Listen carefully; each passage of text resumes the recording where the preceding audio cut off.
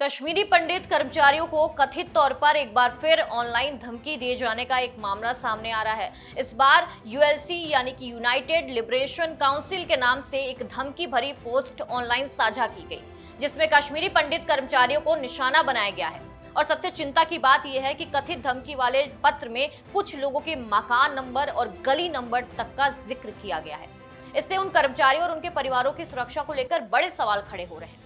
Online सामने आए इस पोस्ट में कश्मीरी पंडितों को कथित तौर पर निशाना बनाते हुए गंभीर आरोप लगाए गए हैं और ये पत्र अहमद बिलाल के नाम से शेयर किया गया है।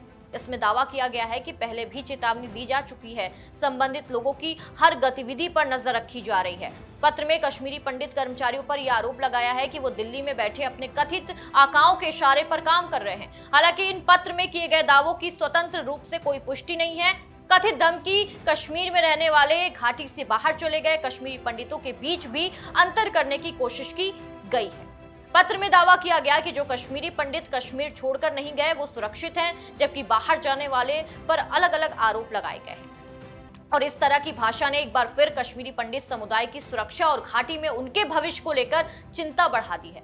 जानकारी के मुताबिक ये धमकी यूएलसी यानी कि यूनाइटेड लिबरेशन काउंसिल के नाम से सामने आई है। सुरक्षा मामलों पर जो सुरक्षा बल है वहां पे इसकी नजर और इसकी तब्दील कर रहे हैं कि आखिर ये पूरा मामला क्या है। और इसी बीच संगठन को लश्कर-ए-तैयबा से जुड़े एक कथित फ्रंट के तौर पर बताया जा रहा है। हालांकि किसी भी संगठन की ओर से जारी कथित ऑनलाइन पोस्ट की वास्तविक और उसके पीछे मौजूद लोगों की पहचान की आधिकारिक अभी तक कोई पुष्टि सामने नहीं आई है। लेकिन ये पहला कोई ऐसा मामला नहीं है, ये पहली बार नहीं हुआ जब कश्मीरी पंडित कर्मचारियों को इस तरह ऑनलाइन धमकी दिए जाने की बात सामने आई। इससे पहले भी कथित धमकी भरे पत्रों में लोगों के नाम और टेलीफोन नंबर तक साझा किए गए। आखिर ये जानकारी उनको मिल कहां से रही है? खबरों में यह भी सामने आया था कि उनके फोन नंबर तक लिखे हुए थे, उसमें धमकी मिली थी। ऐसे मामले में व्यक्तिगत जानकारी सार्वजनिक होने से प्रभावित लोगों के बीच डर और असुरक्षा का जो माहौल है वो लगातार बना हुआ है। कुछ समय पहले भी कश्मीरी पंडित कर्मचारियों को कथित तौर पर धमकी देने का मामला खूब सुर्खियों में आया था और उस दौरान ऑनलाइन एक पोल शुरू किए जाने की बात सामने आई थी, जिसमें लोगों से कथित तौर पर कश्मीरी पंडितों की हत्या शुरू करने की अनुमति लेने की कोशिश की गई थी। और इस पूरे मामले को लेकर एक टेलीग्राम अकाउंट के खिलाफ शिकायत भी दर्ज कराई गई थी। मामले की गंभीरता को देखते हुए नई दिल्ली में ऑनलाइन साइबर क्राइम सेल में साइबर उत्पीड़न आतंकवाद रोधी शिकायत दर्ज कराए जाने की जानकारी सामने आ रही है। शिकायत का उद्देश्य कथित धमकी के डिजिटल स्रोत का पता लगाना है और ये पता लगाना है कि धमकी किसने तैयार की, किस नेटवर्क के जरिए ये फैलाया जा रहा है और इसके पीछे कोई संगठित साजिश तो नहीं।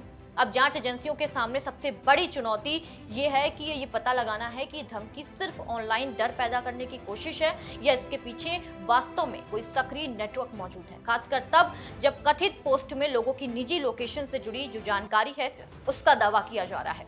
कश्मीरी पंडित समुदाय के लिए ये मामला इसलिए भी संवेदनशील है क्योंकि घाटी से जो वहां की स्थापना हुई थी उसका इतिहास पहले से भी बेहद गंभीर और दर्दनाक है। ऐसे में किसी समुदाय विशेष के कर्मचारियों को दोबारा निशाना बनाए जाने वाली जो कथित धमकियां हैं वो सिर्फ कानून व्यवस्था का मामला नहीं बल्कि उनके भरोसे और सुरक्षा से जुड़ा एक सवाल बनती है। फिलहाल सबसे जरूरी ये है कि कथित धमकी का डिजिटल फॉरेंसिक जांच हो, पोस्ट के स्रोत का पता लगे कि आखिर ये पोस्ट किसने की है, धमकी के पीछे कौन है और आखिर सुरक्षा एजेंसी क्या कुछ करती है इसके लिए। साथ ही सोशल मीडिया और मैसेजिंग प्लेटफॉर्म पर ऐसी धमकियां फैलाने वाले अकाउंट के खिलाफ क्या कार्रवाई होती है और जरूरत है कि इतनी भयानक कार्रवाई हो कि दोबारा ऐसी पोस्ट करने से पहले कोई 100 बार सोचे।